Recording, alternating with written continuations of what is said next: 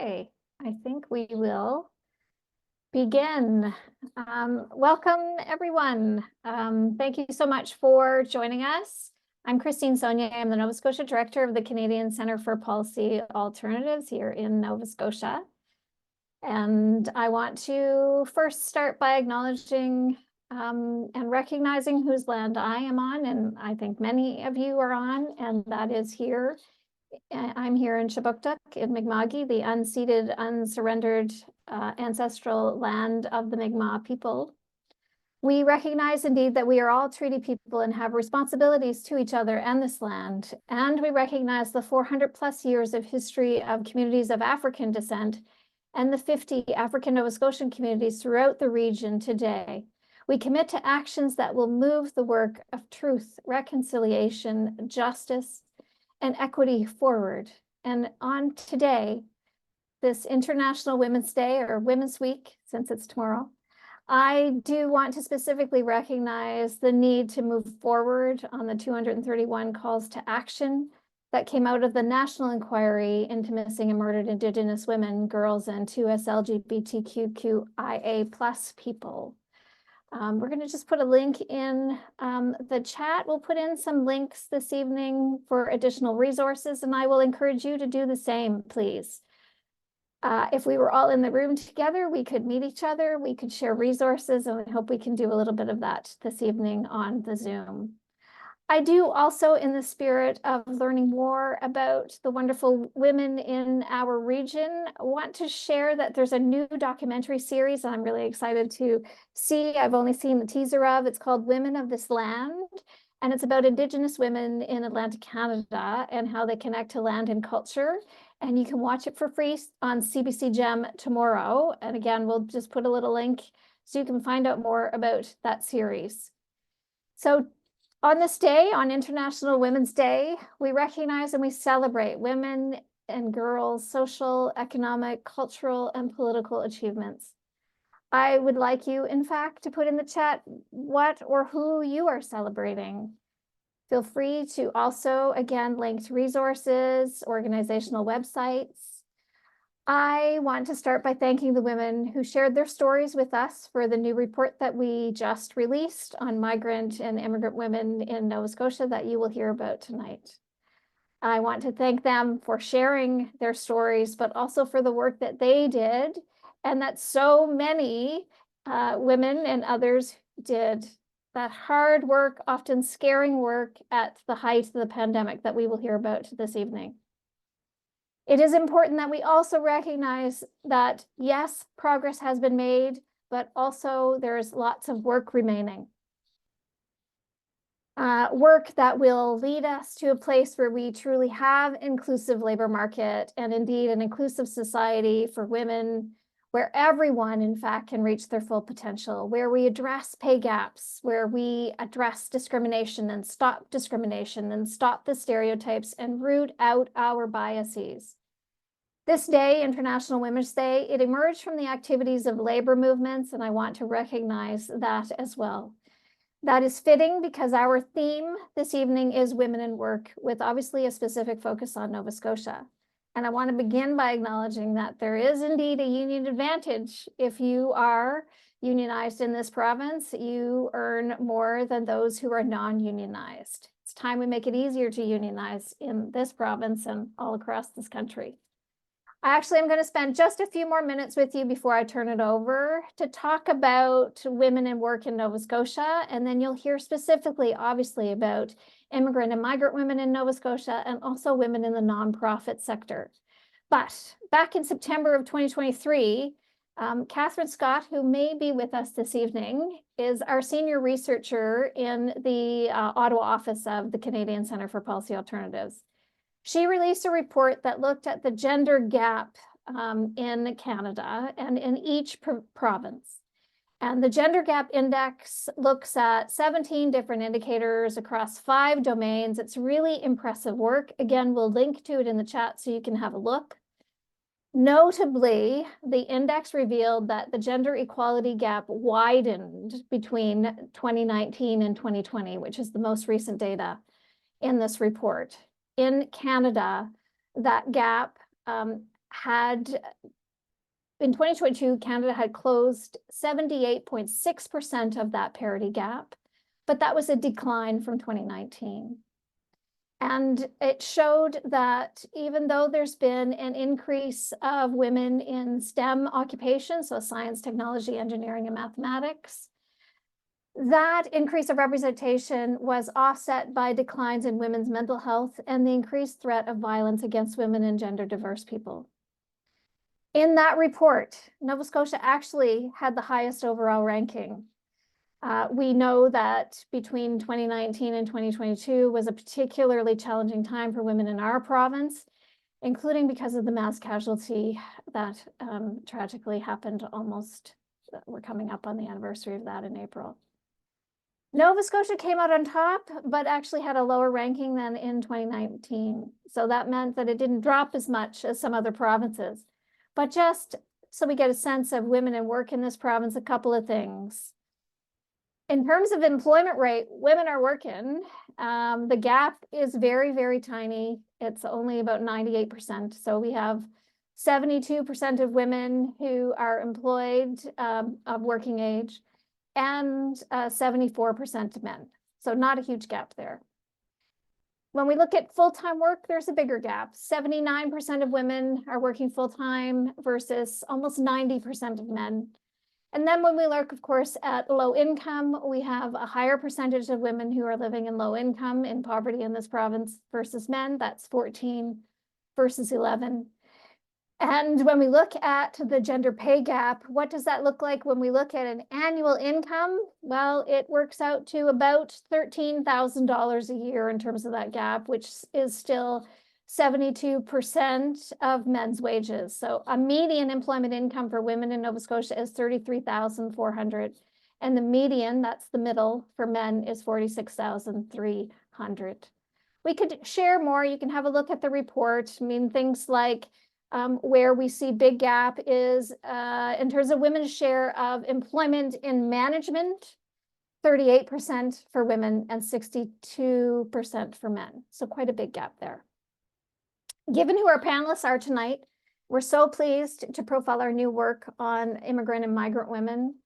One comparison, and I have to draw from the 2021 census because we are lacking in racial data and lacking in data about immigrant and migrant women, but here's one. The median annual employment income of all white men in Nova Scotia is $39,600. That's the most recent. For immigrant women who are racialized, it's $27,600. And for immigrant women who are white, it's $30,200. So you can see there's a $12,000 gap versus a $9,000 gap. If we could do more of that kind of intersectional analysis, that would help us understand where we are today and what happened during the height of the pandemic. But what we're going to hear tonight is what numbers mean in real life, in the work lives and in the family lives of migrant and women workers. And we're going to hear first, and I'm going to turn it over to Annika Voltan, who's with us, to talk about one of the sectors where we know women are much more than the majority, and that's the nonprofit sector. We definitely heard in the report that some of the immigrant and migrant women ended up working in that sector. And of course, we know that in terms of the work that came out in that report, it's not surprising because we know that women are often more represented in low-wage work, in the caring, clerical, catering, cashier, and cleaning work, all on the front lines of the virus. And again, I will say Catherine Scott work has been tracking women's economic recovery and is really excellent if you have a chance to peruse her work as well to get an understanding of what that Canadian context looks like. So first, Annika Voltan. She is the Executive Director at Impact Organizations of Nova Scotia, also known as IONS. She supports the Board of Directors, steers operations and the implementation of the strategic plan, and she helps steward the Nova Scotia Nonprofit Coalition. She develops partnerships and project opportunities and helps to elevate the voice of the community impact sector, We'll just add the IONS website in the chat. So if people are interested, you can find out more about the organization. Over to you, Annika.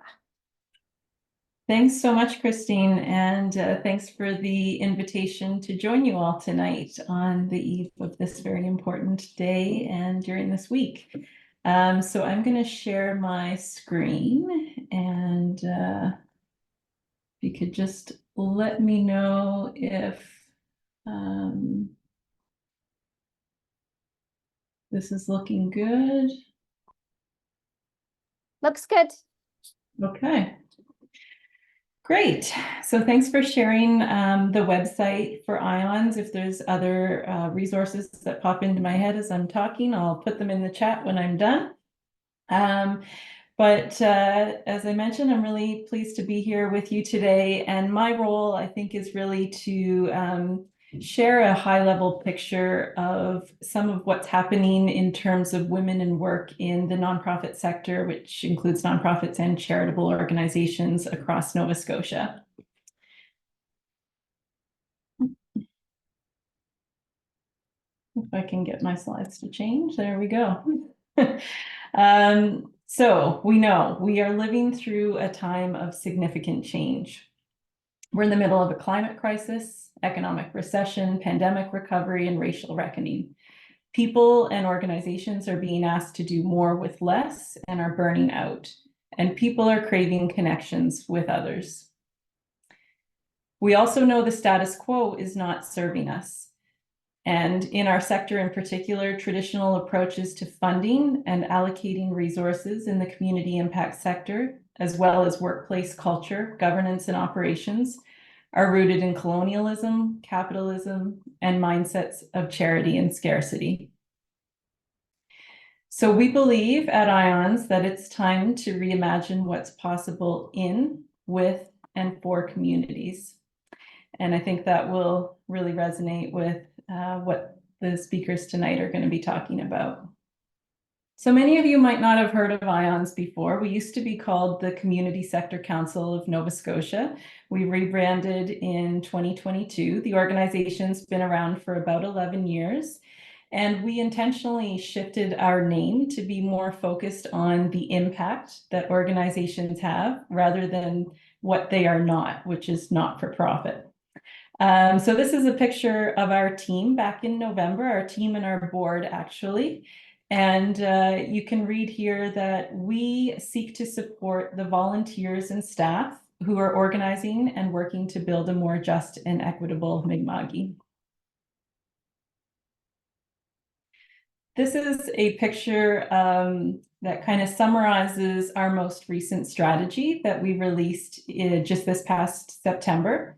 If you're interested in the details, of course, you can find them on our website. I think what I might highlight here is just that we have this piece around modeling change from the inside out. We're very intentional ourselves about committing to experimenting with new ways of working and shifting policies, practices, procedures, and then sharing with others what we're learning about these experiments. We also are committed to practicing justice and equity in all of our work, creating spaces and opportunities for connection, and with the idea of connecting the dots to someplace new. We really believe that relationships and reciprocity and rest are critical for stimulating the creativity that's needed to come up with new ideas to face the challenges that we're in front of. So in terms of some of the long-term outcomes that we're working toward that align with some of the discussion tonight, we really hope to see funding for this sector that is adequate, sustainable, and equitably distributed. We want to see workplaces that are healthy, safe, equitable, and inclusive. And we want to see a sector that's working collaboratively for change and policy decisions that reflect sector priorities and ideas. So I know we're talking a bit tonight about some observations that happened during the height of the pandemic. One of the things that IONS does is research and engagement to understand what's happening in nonprofits and charities. And so back in the spring and fall of 2020, we conducted 2 surveys, and I'm sharing a few of the findings from those surveys here with you tonight. We found and heard from our survey respondents that nearly a quarter, about 23%, experienced staff layoffs during that time. And at the same time, 44% said they were having an increased demand for services. About 40% found that they have low or insufficient funds for survival. About a quarter lost volunteers. 38% had increased operating costs, and about 64% were concerned about their ability to achieve their mission. So these numbers probably, or these challenges are still in existence, and it wasn't the case before the pandemic as well, but really became much more acute during that time. And I think the story overall here is, the idea that without the resources and having to constantly pay attention to finding and attracting funding and staff and volunteers, it can be really hard to have the social, environmental, cultural impact that organizations are working toward. So as part of our research, we also conduct state of the sector surveys and produce reports, which again, you can find on our website. The first one was done, the first comprehensive one was done in 2020. And then we did a follow-up one in 2022. So this gives you a sense of the makeup of the sector in Nova Scotia. You can see that it's a very diverse sector if you look at the different colors on that wheel. And these are the ways that Statistics Canada breaks it out. So often when we think about nonprofits, we think about things like social services and culture and recreation, but there are many other areas of activity. In fact, there are about 7,560 nonprofits and charities registered in Nova Scotia, which I know surprised me when I first started working here. And the breakout, you can see fewer charities and about 4,700 or so registered nonprofits. So the largest subsectors in terms of number of organizations are culture and recreation, followed by religion, social services, development, housing, and environment. And we also we have survey data, we have data from charitable returns that charities have to give to CRA, which are the T3010s. And we have the Nova Scotia Registry of Joint Stocks. And we've used this data working with consultants to build an interactive online dashboard, which you can find on our website. And this is just a snapshot of a visual from that dashboard, where you can see a summary from the perspective of charities and nonprofits. And when you look at kind of the breakout of the different kinds of subsector activities from a charitable organization perspective, you can see that religious organizations make up the majority there. Whereas in the case of nonprofits, culture and recreation is much higher. And again, you're welcome to go in. There's lots of ways to look at the data on that dashboard. The other reality in our sector is that organizations are very small. So you can see in this graph that there's data side by side with the 2020 survey and the 2022 survey.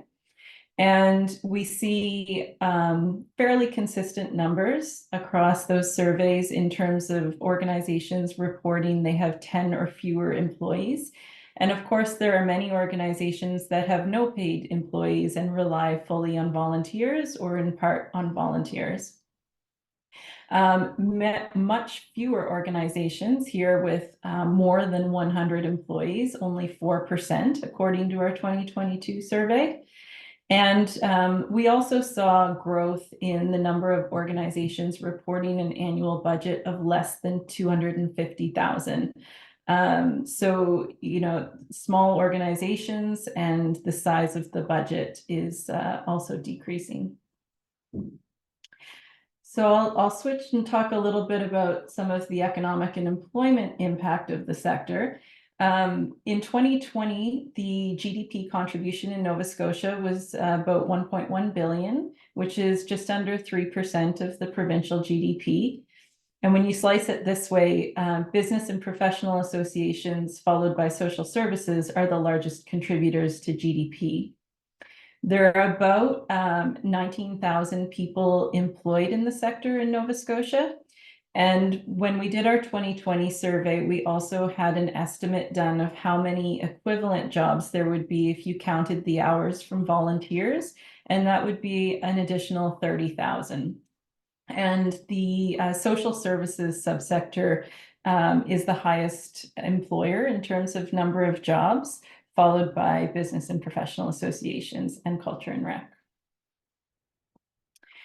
So in light of the focus tonight on women, we know that about almost 3/4, 72% of the people working in this sector are women or female identifying, and that it is a more diverse sector than other private sectors. And so we also see that in Nova Scotia, hourly wages are about 20% lower compared to national averages. And I know this still surprises me that in a sector that is dominated by women, there is still a wage differential between men and women working in the sector of about 13%, which is close to some of the numbers that Christine was just citing. And the other thing that's notable is that it's a highly educated sector. Nearly 3/4 of the staff responded that they have some form of post-secondary education. So there's, again, a gap in terms of people with skills, expertise, being employed, but being underpaid and having that gender gap. And again, we see these trends continue when we talk about salaries and benefits. So in terms of leaders in the sector, sector wages are consistently lower in Nova Scotia compared to other parts of the country. Executive directors make about $16.50 less an hour, and directors or other senior leaders make just under $14 less per hour. These numbers are from a Charity Village survey and Statistics Canada. And in terms of benefits, and again, keeping in mind the disproportionate number of women in the sector, less than half shared that they have some form of drug plan in place. Only about 1/4 have any kind of pension or retirement savings. Only 6% offer a parental leave top-up for parenting leave. And about 17% of the people that responded to our survey said they don't have any benefits at all. So more recently, in some of the current context, what we know is that Nova Scotia was recently the only province to receive an F on the National Poverty Index report card. We know that living wages are not being met, provincial labor policies are not doing enough, and of course, we're facing an unaffordability crisis. People are unhoused, food insecure, not enough doctors, people are burnt out and feeling scared. So of course, how can you expect to focus on strategy and things like succession planning when you're in this kind of survival mode? So this year, IONS intentionally started focusing work on what we're calling our Beyond Decent Work campaign, and I'll share a link to the site on our website. Nationally and even internationally in the nonprofit sector, there's reference to decent work. And we just thought, well, couldn't we go beyond decent and try to get closer to thriving? So there are many movements that go beyond our sector in relation to people leaving their jobs. When they're not happy. You've probably all heard references to quiet quitting and the Great Resignation. Things like burnout, pandemic fatigue, climate anxiety, the unaffordability crisis, and they're not new, but people are reaching their limits. So we really want to push thinking around reimagining the status quo or the bare minimum, and encourage building just, equitable workplaces that prioritize people and provide everyone with access to a dignified life. We've done a possibility brief around the idea of total compensation, and just thinking about, what are the different pieces and factors that go into compensation packages beyond the financial. So looking at workplace culture, benefits, time off, flexibility, etc. And here are a list of some of the things we're encouraging organizations to consider. And we're also being really intentional in naming that the unaffordability crisis that we are facing is not equal. I've already referenced the gender, disproportionate gender gap in our sector, and the fact that the work that is often done by community-based organizations is viewed as women's work and is undervalued and underpaid. We've also seen that there are wage equity gaps, like the ones that Christine was citing, where we're seeing racialized employees earning as much as 10% less than their white colleagues. And this is from an Imagine Canada report that was done in equity benchmarking report done in 2022.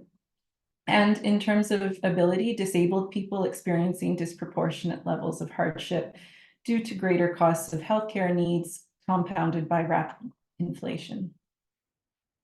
So we really need to bring a justice and equity lens to this work, noting these disproportionate experiences around access to work, including a living wage, housing, social services, and health services.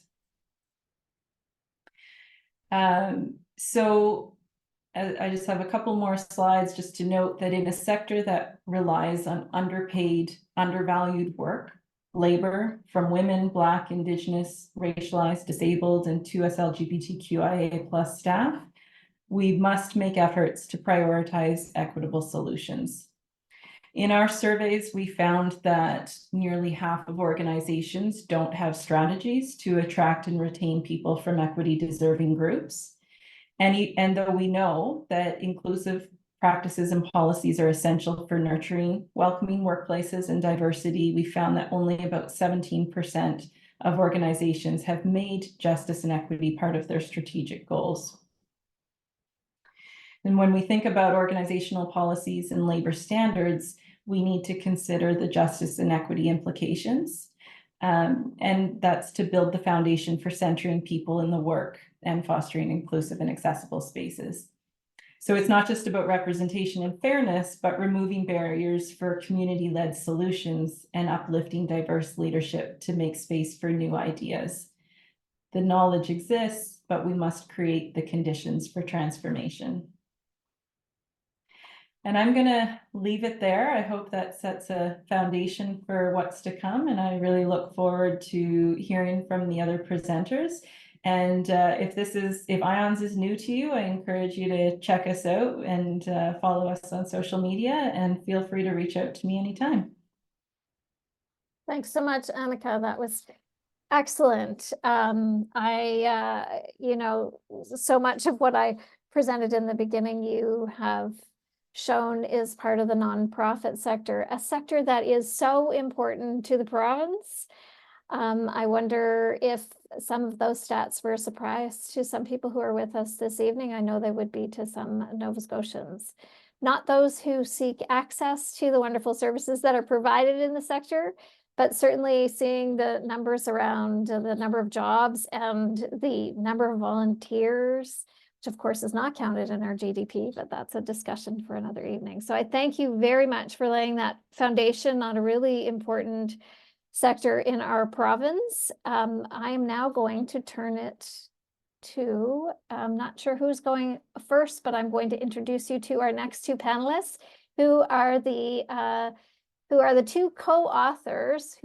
of the co-authors on our newest report on immigrant and migrant women in Nova Scotia. Dr. Bryan is a social anthropologist, associate professor at Dalhousie University School of Social Work, and is the chair of the CCPA, Nova Scotia's Research Advisory Committee. Her research focuses on migration, transnational forms of livelihood and social reproduction migration, and livelihoods through the lens of feminist political economy. Welcome and thank you, Dr. Bryan. María José Yax-Fraser is an activist, a scholarly and community research practitioner, and community leader. She has worked in migration and settlement services for more than 25 years. María José is a founding member of the Immigrant Migrant Women's Association of Halifax and is a strong advocate of gender equality, equity, and the advancement of immigrant and migrant women. She is a PhD candidate in social anthropology at York University.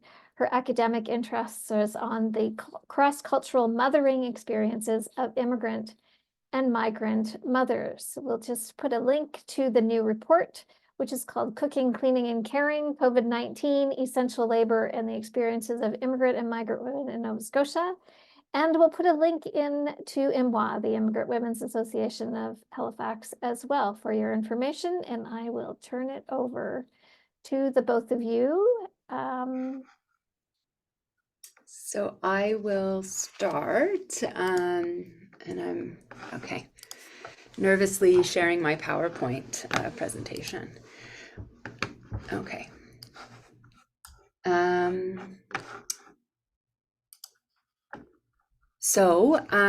Before starting, I do want to acknowledge Zainab, Maithi, and Jody. I think Zainab and Jody are in the room with us. I don't know if Maithi is, but we together were the research team who did this work and whose sort of insights and analysis were so central to putting together this report, which María José and I will be presenting on today.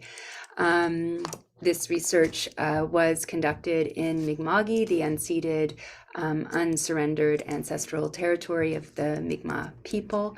It is where both María José and I reside and work.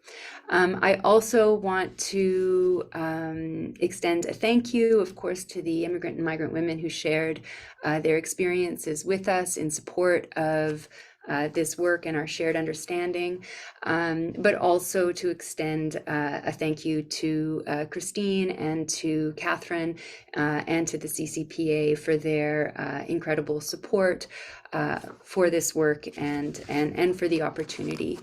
So the work was funded by Women and Gender Equality, and it is part of a larger research project that was undertaken by the Canadian Centre for Policy Alternatives National Office called Beyond Recovery, an evidence-based strategy to ensure marginalized women's post-pandemic job recovery, which was managed by Catherine, who is with us today. And so the research team in Nova Scotia focused more specifically on the experiences of migrant and immigrant women in essential sectors. And so here we're thinking cooking, cleaning, and caring as a kind of shorthand for that. So just quickly an overview of our presentation, what María José and I will be offering today. And so I'm just going to start and assume that that introduction does not count towards my few minutes. So the backdrop to our research and our discussion is comprised of several interlocking conditions or social and economic realities. Over the last 10 to 15 years, Nova Scotia has aggressively promoted immigration through the development of new pathways for permanent residency, notably through the province's provincial nominee program and the federally managed Atlantic Immigration Program. So importantly, these programs also intersect with the with Canada's Temporary Foreign Worker Program, allowing permanent residency for a specific subsection of otherwise temporary migrant workers.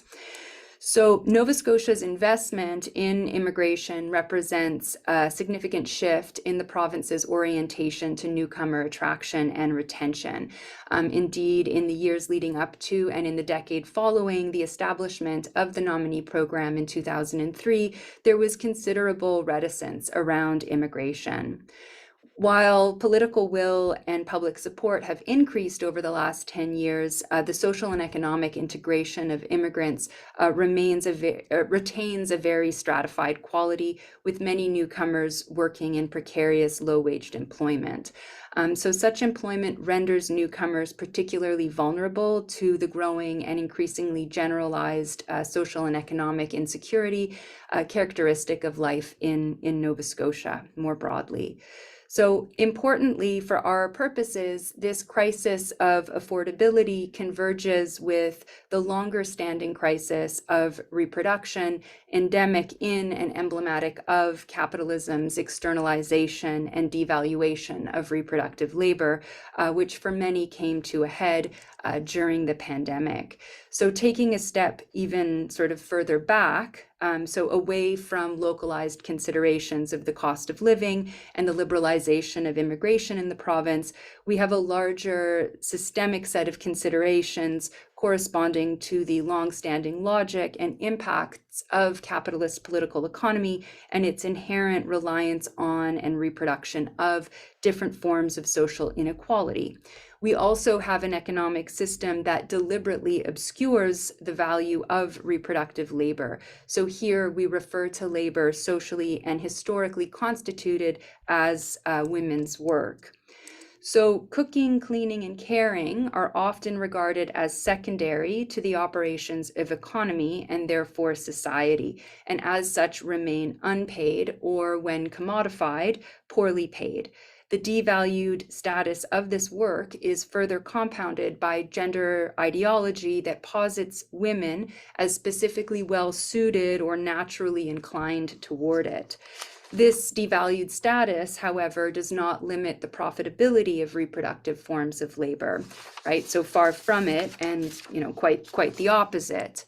So rather, it's at the intersection of unwaged domestic work and low-waged forms of commodified caregiving, food provisioning, cleaning, and sanitation, where women's labor is its most profitable for regimes of accumulation and profit making. So on the one hand, their unwaged labor contributes to the production and reproduction of social systems and of the economy, largely through the activities of child rearing and the reproduction of labor, but also through food provisioning and other forms of care.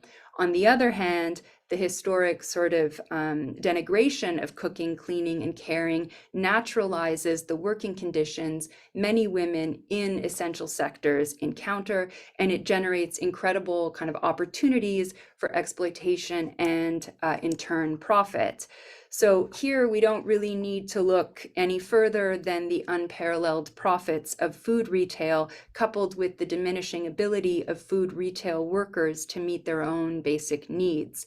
Similar patterns of deep exploitation are found in care, particularly when profit-oriented, and large-scale cleaning and sanitation operations.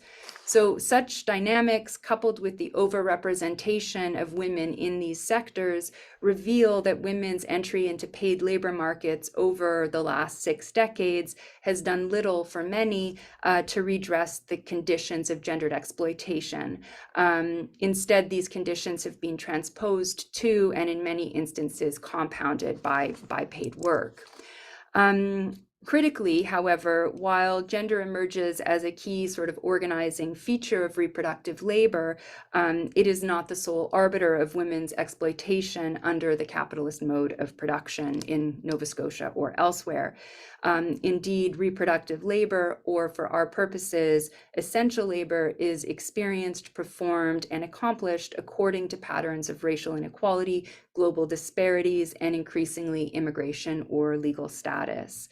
So given the kind of diverse trajectories and backgrounds of the women we interviewed, the experiences they kind of hold in common are extremely revealing. So taken together, those experiences reveal the ongoing reliance on migrant and immigrant women in essential sectors, and then more generally, the gendered and racialized organization of sectors, which, despite their classification as essential, persist in their exploitation of workers across a number of registers.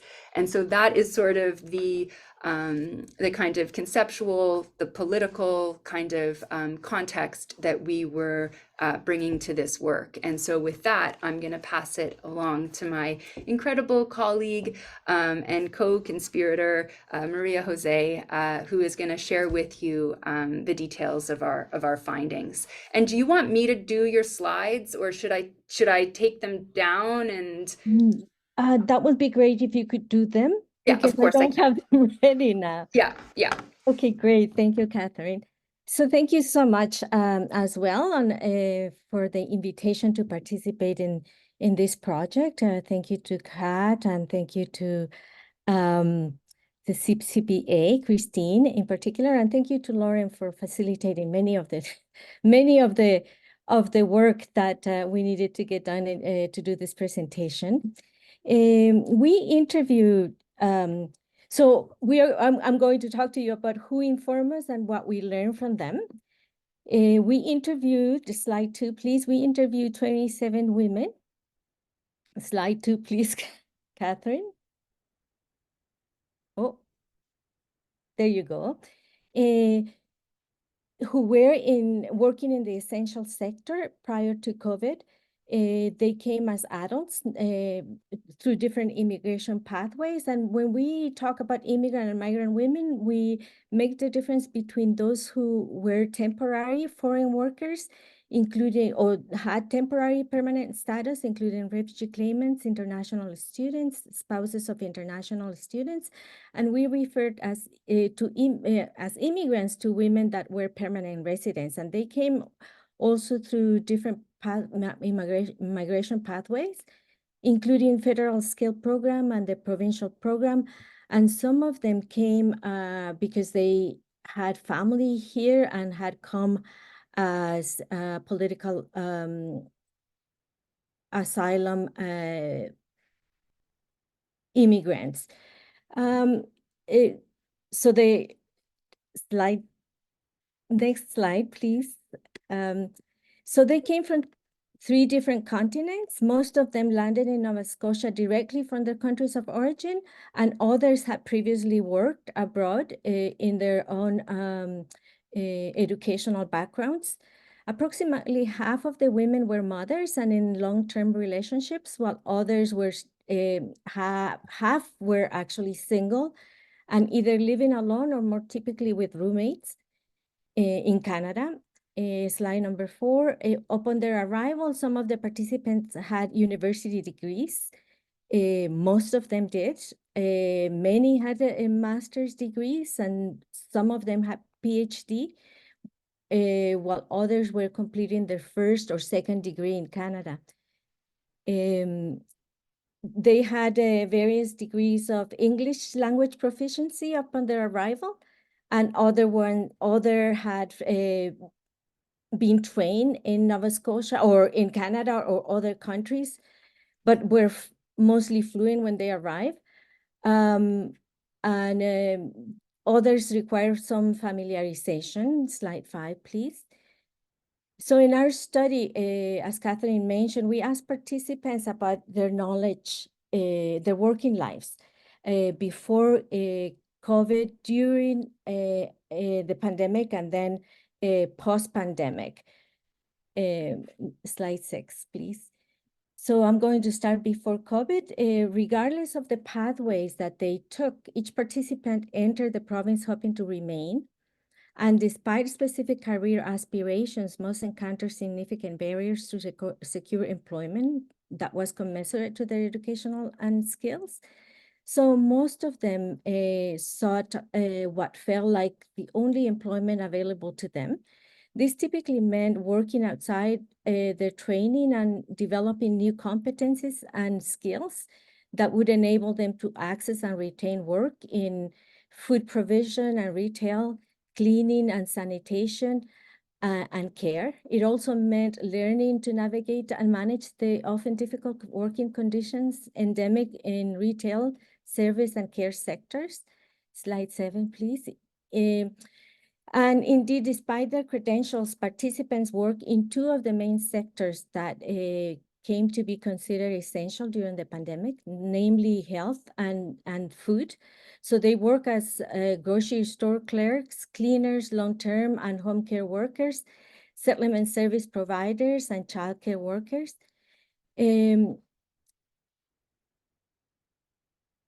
As a result of the work experience, they consider downward class mobility after they arrive in Canada, most of them.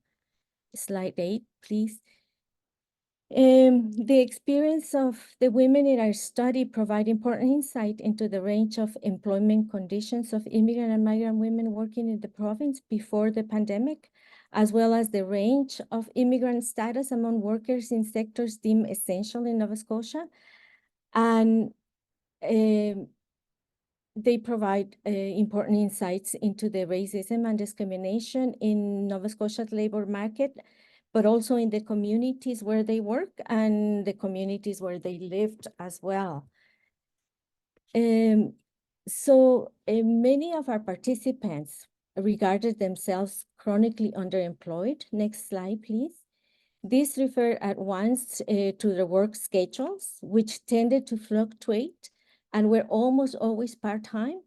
In the second instance, however, women also spoke about being underemployed in terms of their previous training and work experience. As already mentioned, many participants had advanced degrees, and some of them completed in Nova Scotia, yet most were employed in entry-level positions in their places of work, typically outside of their previous training and work experience, or if related within the lower paid ranks. The next one, please. On the employment as a survival strategy in the essential sector for several of our participants also meant having to work more than one job. Unable to find a job that would meet their needs, most of the women before the pandemic held more than one. Those trained as nurses and working in home care or long-term care would typically supplement their earnings with informal work as cleaners. Those in childcare would often work in retail and quick service restaurants, with a number of them working part-time at Walmart, McDonald's, Tim Hortons. One nurse from the Philippines who arrived in Canada via the Middle East explained her experience of having to work multiple jobs and the impact that this had on her mental health. Next slide, please. These survival jobs were often framed as stepping stones to more stable, well-paid employment, and yet reflective of labor market stratification and exclusion for many newcomers in Nova Scotia are participants amongst them. These short-term survival jobs often turn into long-term employment. And for example, one participant arrived in Nova Scotia as a refugee claimant and as such required a work permit to secure employment in the province. So she described managing her expectation around work, understanding that her legal status and limited English would likely restrict her to entry-level positions. Slide 12, please. In addition to their education skills and employment experience, the immigrant status of the women in our study as permanent or temporary residents provided important insight into the range of diversity of immigrants in sectors deemed essential in Nova Scotia. So in that sense, I'm again talking about their immigration status. Permanent status is often regarded as determinant of the kinds of protection available to workers, and yet many of the women we interviewed were largely relegated to precarious employment within the sexual sector. They remain vulnerable to exploitive and harmful employment practices. And despite their skills, they required the Canadian experience, which generated far more profound hardships and barriers in the lives of migrants and migrant hopefuls. Slide number 4, please. 14. So revealing a growing literature on temporary forms of migration in Canada, the majority of temporary arrivals, sorry, that was supposed to be in the previous slide. So if we could move to the next one, that would be great. So those in our study who held temporary status were no exception in terms of wanting to become permanent residents. While permanent residence does not resolve all the issues and challenges faced by migrant women in Nova Scotia, particularly concerning employment, it does offer a sense of security and the ability to differently plan for the future. But for those with temporary status seeking permanency, the working experience in essential sectors were compounded by the immigration process itself. So, for instance, full-time hours were a requirement of the work contracts and residency visas for a cohort of women from the Philippines. Most of them had anticipated working outside of their field of training or in positions that didn't correspond to their experience and had made calculated decisions to do so to gain access to Canadian labor markets. But equally illustrative, temporary foreign workers have very, very few rights beyond those of poorly enforced labor contracts, and their ability to transition to permanent residency is typically contingent on employment support. Similar constraints apply to international students who, despite their Canadian credentials, often seek to outwork with employers who are known to provide some support for permanent residency. The requirement of employer support, however, generates considerable dependency and in turn precarity and the opportunity for exploitation. I'm going to move to slide 15. Many of the women experience a multitude of challenges in their often multiple places of employment that predated COVID-19, and many attributed this to their status as racialized immigrant women workers. These challenges extended beyond the low wages and precarity prevalent in essential sectors and included a range of aggression, isolation tactics, and heightened surveillance and discipline. Indeed, well before the pandemic, as I mentioned previously, and many of the women in our study were subject to racism, bullying, and maltreatment at the hands of customers, co-workers, and employers. Many were also expected to work longer, harder, and with few complaints. Many of the women in our study, however, were willing to keep silent and tolerate everything because they wanted to be able to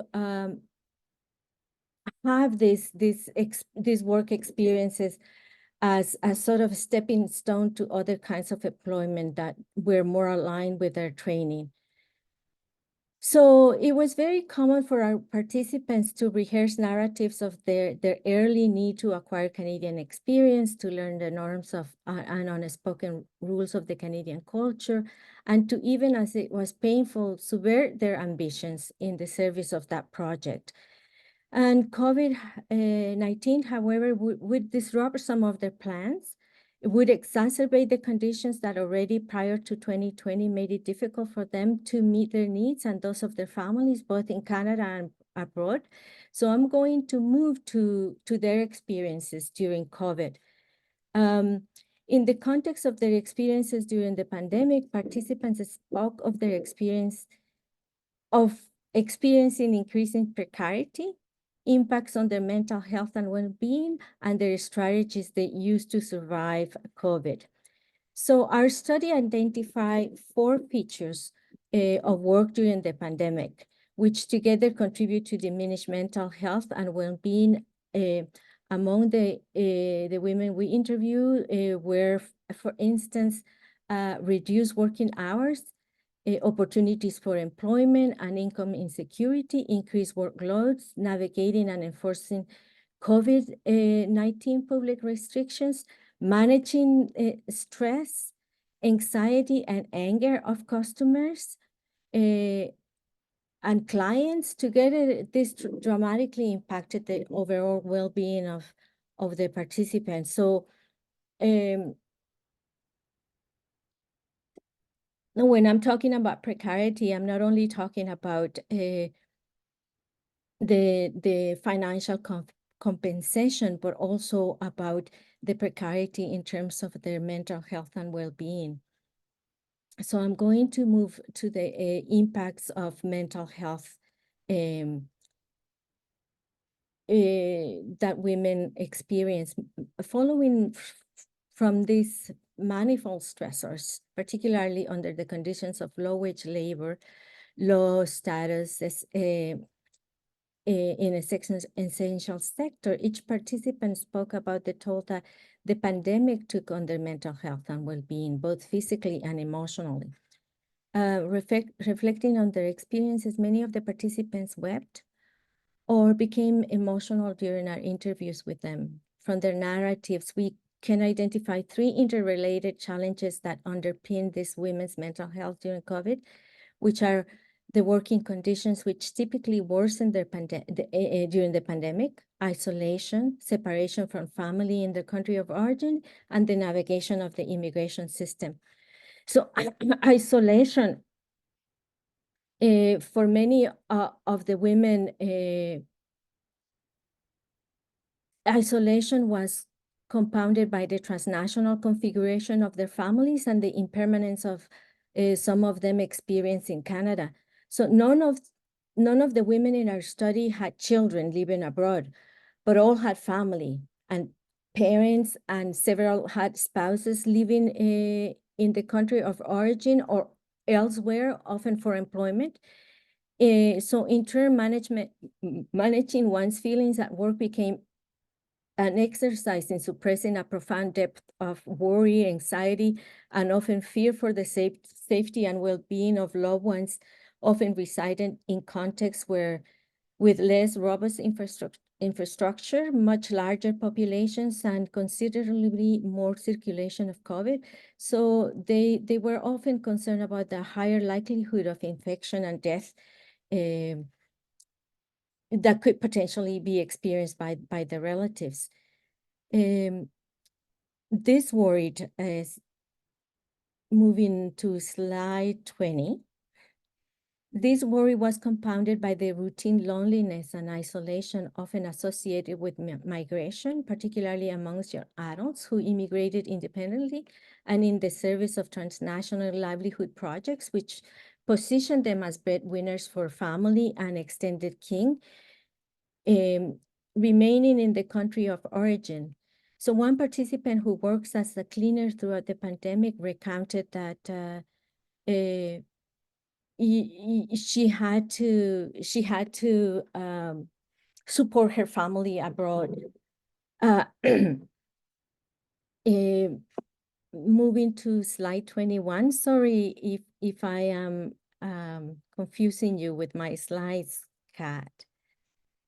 While temporary status was always complicated during the pandemic, the need to resolve temporary status took on new urgency. And yet the process for becoming permanent resident became even more challenging. And this had an impact in the well-being of the participants.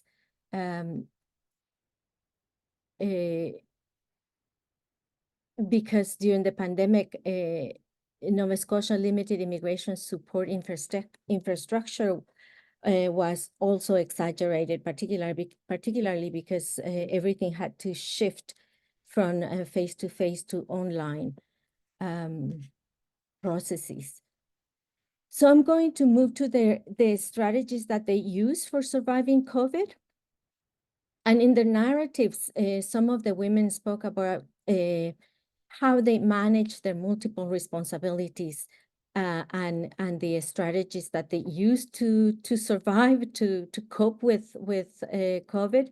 And this included finding a sense of gratification in the workplace they did, taking advantage of opportunities to secure improved working conditions, and enjoying new opportunities for connecting with family.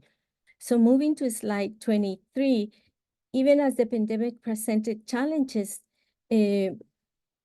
women felt in our study felt that they were fortunate to have positive relationship with coworkers and employers.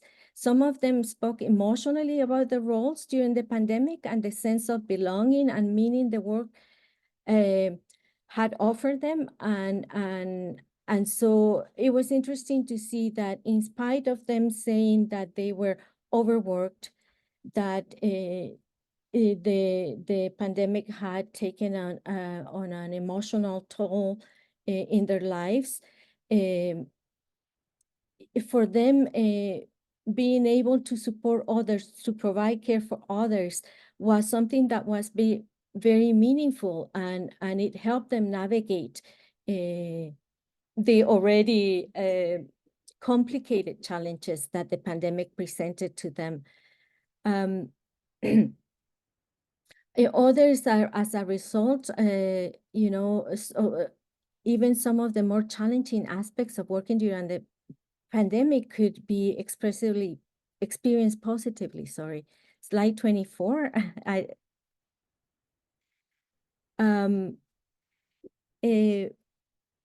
So even in difficult situations, for instance, some of them spoke about not even being able to access the COVID pandemic supports that were announced by the government, incentives for frontline workers.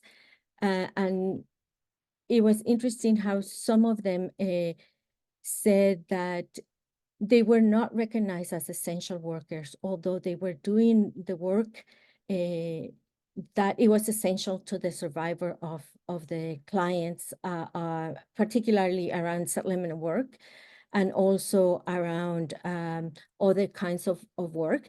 But it was in the advocacy, in how that brought other employees and the support they received from the management, that they felt that their work was, the sense of belonging at work offered them some way of dealing with COVID.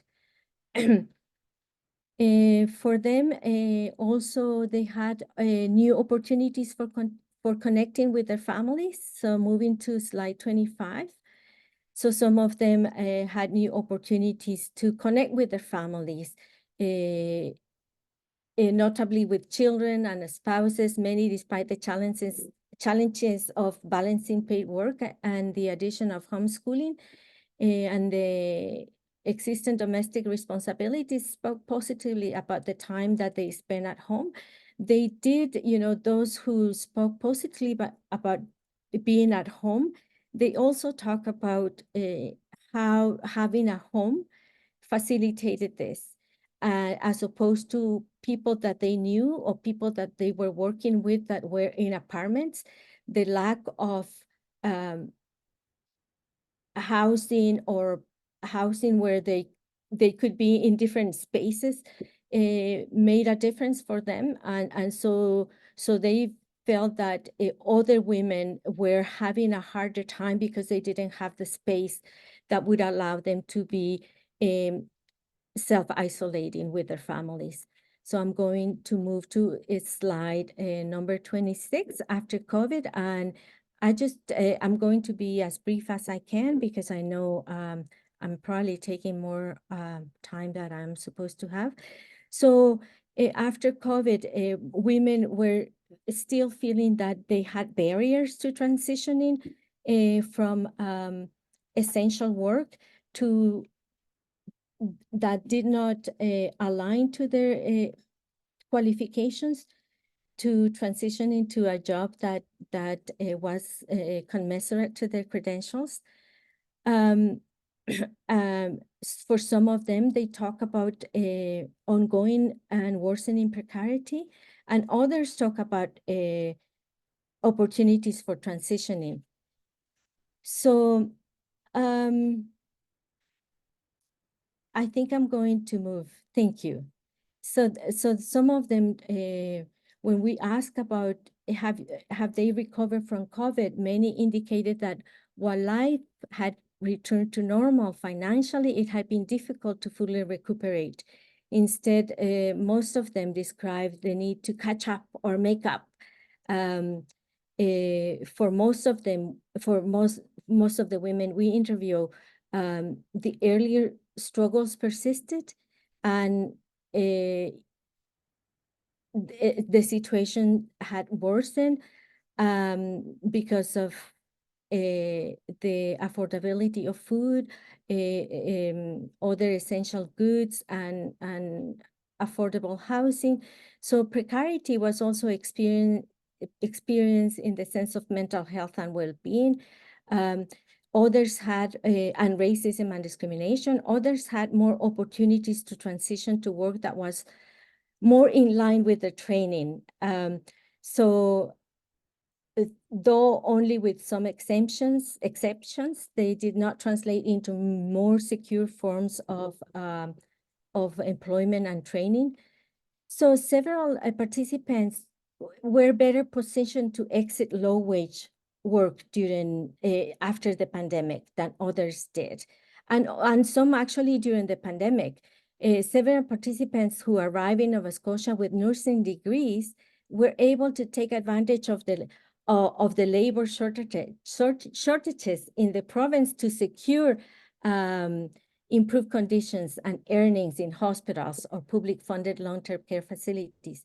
So we saw how, faced with a profound crisis, healthcare system previously off limits to those in our study were suddenly able and willing to recognize their skills and education.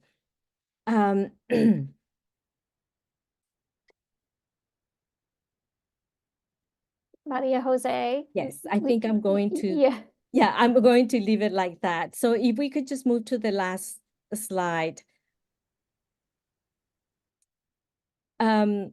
Yeah, so opportunities of transition, and I'm just going to go to the very last slide, maybe. I think that our study, like many others, revealed that migrant and immigrant women arrive in Nova Scotia with an incredible capacity, and with an incredible amount of knowledge, and they contribute a great deal to the society, and always making great contributions to the well-being of our society and its economy. Thank you so much. thank you so much. That was an excellent presentation, and I do hope that people will read the report and hear more about what the women have shared. Last but not least, I do want to invite Maribel to speak, please. Maribel Palacios Duarte is from Colombia. Maribel's parents worked with the government. They have always been her point of reference. They taught her the value of helping others, love for her work, and respect for human beings. Maribel studied a bachelor's degree in history, was a university professor, research advisor, and worked with the provincial government in the Ministry of Education and Culture as an office director. She came to Canada in 2019 with her family to start over. Married with 2 kids, they are studying a BA in chemistry and fine arts. She worked in retail as her first Canadian experience, and now is a settlement worker at the Halifax Refugee Clinic, which actually was a partner on our research project. I'm very pleased, Maribel, to hand it over to you. Oh, having trouble with her. Oh, there you are.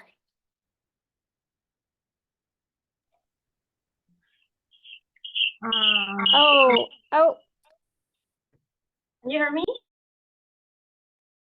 yes, we do. Oh, no, we don't. Hold on. We need to mute your phone. I need to mute my, Okay, hold on. Let's mute. Hold on a minute. We can't hear you right now. Better? There. Okay, thank you so much. Thank you, Kat, for this invitation, for having me here today. I'm very proud of being with you, sharing these interesting moments of knowledge. Of course, I'm a teacher now, so I love that kind of environment when we are producing more knowledge for people. I'm here because I just want to share my experience here in Canada. I arrived 5 years ago, as you said, and you read something of my experience there in one of the slides or María José was using. Actually, when I arrived here, a few months later, we were facing the pandemic, COVID-19. So the retail was my first option as a job, was totally different what I was doing in my country, totally different for my background, but I needed, and I know right now, after years, I know that it's a part of the experience. It's a good experience because everybody, as a newcomer, needs to get a good experience in terms of job and Canadian experience as well, involving everything around the culture and learning everything around your new culture, right? Because we are here because we want just start over and rebuild our lives. So I was reading and hearing everything about the presentation, and of course I'm feeling very proud of and my family, of course, as well, because we have been a part of the pandemic moment and that pandemic recovery as well in terms of rebuilding the society. Is very interesting because when I was working in the retail, again was my first job, and then facing that hard moment, we were more focused on our services and self-protection, no, at the same time. So was difficult, but as a social professional in social science, I'm a historian, so was impossible to separate that of me every time. And I was doing some my own observations about behaviors and behaviors of the people, the clients in that moment. Is really hard how to generate those moments for following rules, for example, some signs on the floor when you need to follow like a line, and everybody was struggling trying to follow those rules. Those arrows was a simple arrow, right? But that arrow was starting sometimes conflicts between people, and hard as well how to was really hard to me because was difficult separate those moments when I'm being always accompany people, helping people, always around everybody, and at that time start to see the other like not the enemy but the high risk. Was really hard to me, was really hard to me. In terms of my job, proof of that as well. So proud of that. A lot of women were working in that kind of jobs, and see as well how people, customers, were very thankful about our job because of course we were supporting them in terms of food they needed. So they just trying to find groceries and everything, and we were there for them. So that balance sometimes was really hard, trying to think this person maybe is that, as I say, the high risk to me, but at the same time this person is a human being like me, trying to find everything for him, for her, for her family, for families, for everyone. Was hard to get that balance in the perfect way. So I was hearing María José I talking about mental health impacts. Of course, I can say that as well in terms of again being separated from each other. I'm a hugger person, so I like to say hello with a hug, with a kiss. Sometimes it's culturally as well from our country, and that part was really hard. Was very difficult. So I didn't feel the isolation like others, and of course I was feeling at that time I was feeling very blessed, because as I was talking to Kat about that, and she was laughing about that, because my whole family was working there with me, so we had a good relationship with the manager. So I was the first one, then my husband started as well, and then my son, and then my daughter. So 4 of us, we were working there together. Was challenging to me as well, because always I was afraid of them. No, wash your hands, or use your mask, please be careful. But was good because was a part of the understanding. If one person is just coming, and at that time it was customer is coming to me, sometimes they were even a little bit using a little level of violence, and the tone in their words and everything. But I needed to understand their situation as well. I was passing through another story, another different story in that moment. We had full-time job. I cannot say right now low wage or high wage, no, but we had a payment. We never talk about maybe leave the job and how can I pay my rent, or how can I pay my bills, or how can I get my groceries, or whatever. And I know, and I knew at that time, a lot of people were passing through that hard story. So yeah, for me was a beautiful exercise as a human being, as a professional, trying to find those elements where we can reveal something better for us, for the whole community. Because if I try to be kind with them, maybe they won't receive the same violence or the same words that they are using to me. So the conversation will be, and the relationship will be very different. So always I try to do that, actually. And of course, as I told you, the isolation, I couldn't feel it, but I know that term in times, to be isolated with the family or whatever, or alone, of course, was really hard. I needed to think every day about my job, about my family. I have that moment was tough sometimes, but I had it. So what happened with those families, or those persons that never had that job or that opportunity to do something in that time, of course, I'm pretty sure was really hard to them.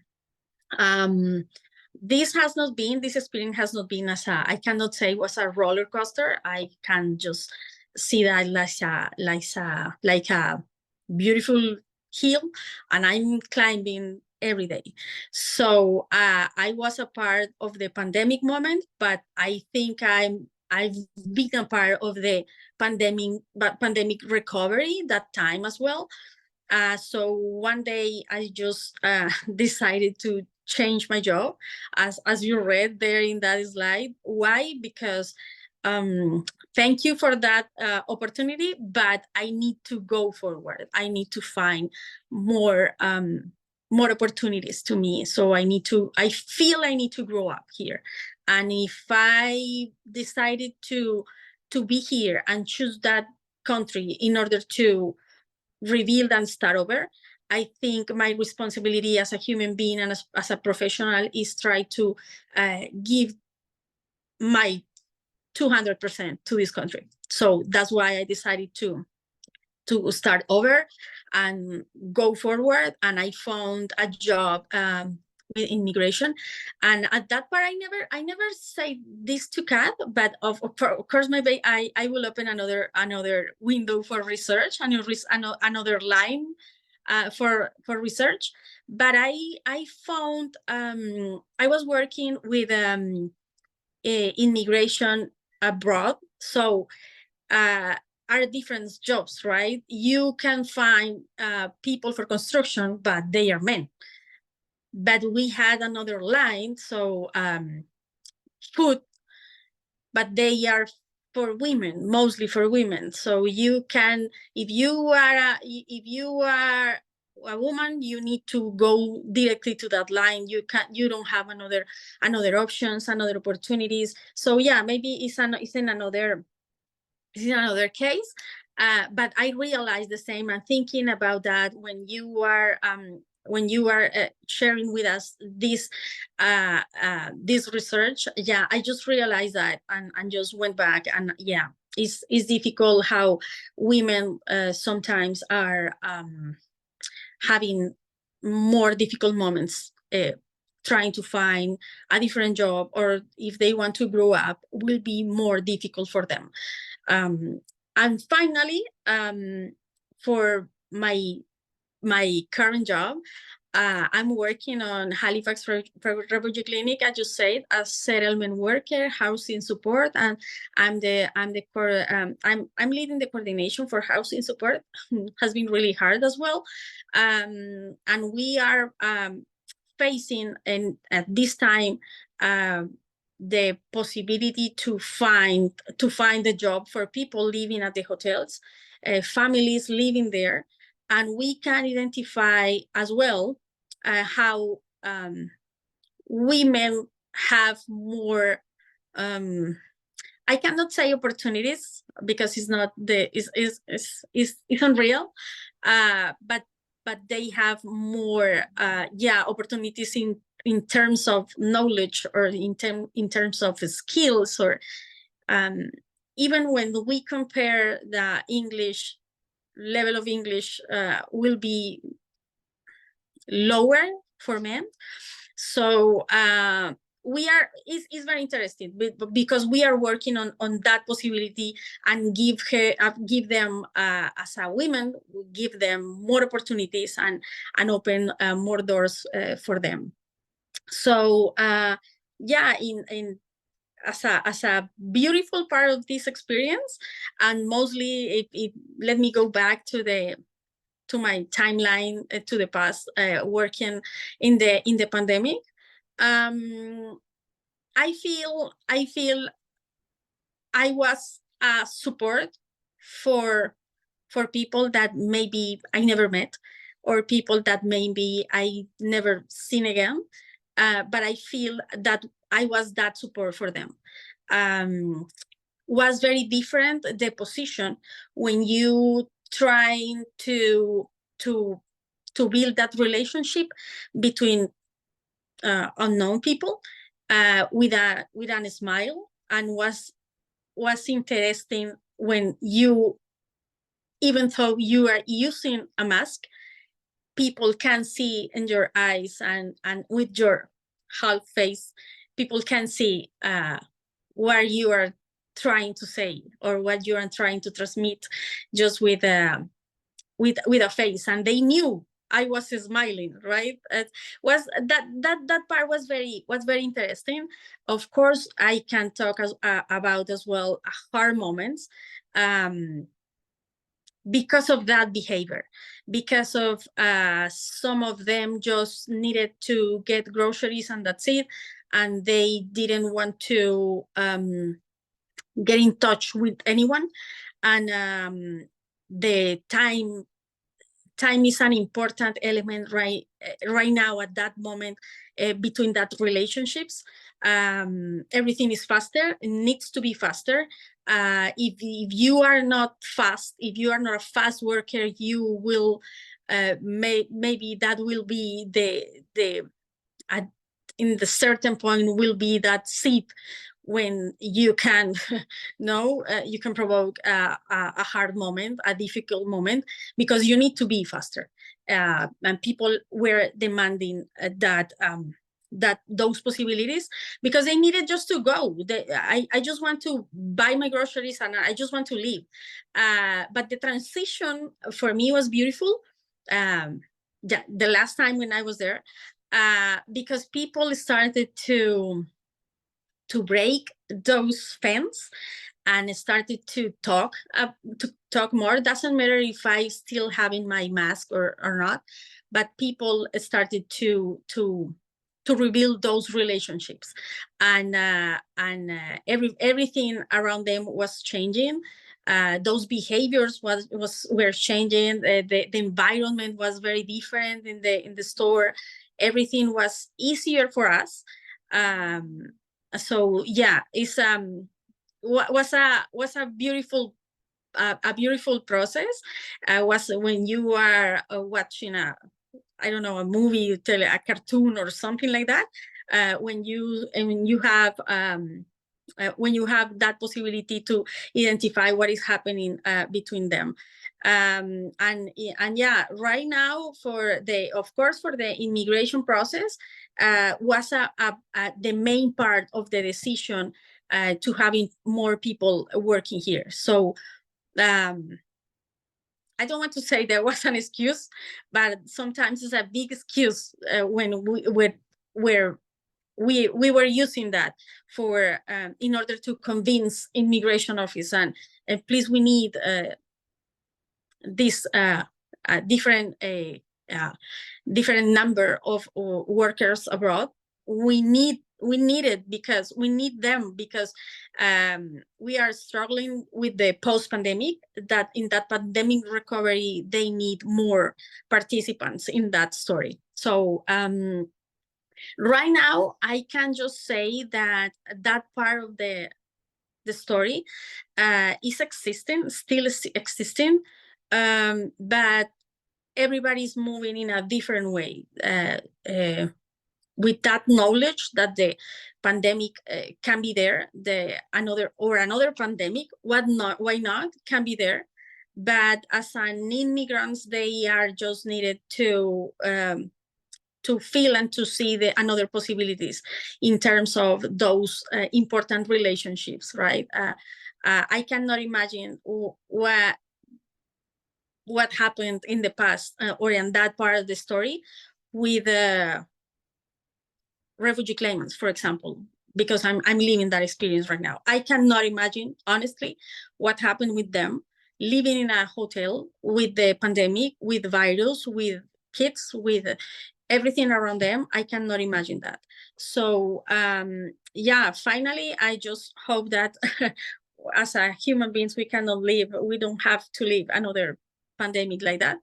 And I think we learn about everyone, about ourselves, about each other, in terms of respect and that capacity of understand the other and try to get the best part of the other, and try to listen better and try to be patient, right? I know it was very difficult, but I'm pretty sure a lot of people just learn the minimum things, even for washing our hands that we never used to do that in the past. And with the COVID, we realized that, oh my God, we're dirty before that. No, so I'm pretty sure we just learned minimum things, and I hope as a society, we can take those minimum parts and rebuild a different society and different culture. Oh, what a wonderful way to end this. Thank you so much for your words. I see that we are at time, which means we don't have time for discussion, although I don't see any questions in the chat. I do again encourage you all to please reach out to the various resources that have been shared, read the report, which has recommendations into what Maribel just said around lessons learned. Yes, we are still learning lessons. We still need to put in lots of changes in our society, given what we've heard this evening and what's been shared from, you know, a more just immigration system that is not focused on econometrics, but is more focused on family and bringing people here so they can build their social support networks and they can use their credentials and contribute to their potential, to recommendations around women in work and, in fact, just work, strengthening our labor standards, increasing wages, ensuring that we are building an inclusive labor market and an inclusive society. I loved the imagery that Maribel painted for us, the picture of humanity, remembering and bringing us back to the height of the pandemic. We, of course, are still dealing with COVID-19 circulating and other viruses, and we still need paid sick time in this province, and we still have lots of work to do. But I thank you for your support, Maribel, and others who did that frontline work, who shared of their experiences so that we can learn. And I think we will end it there. Sorry, there's a couple of notes in the chat. Thanks to all the presenters. I really appreciate that people have come out this evening.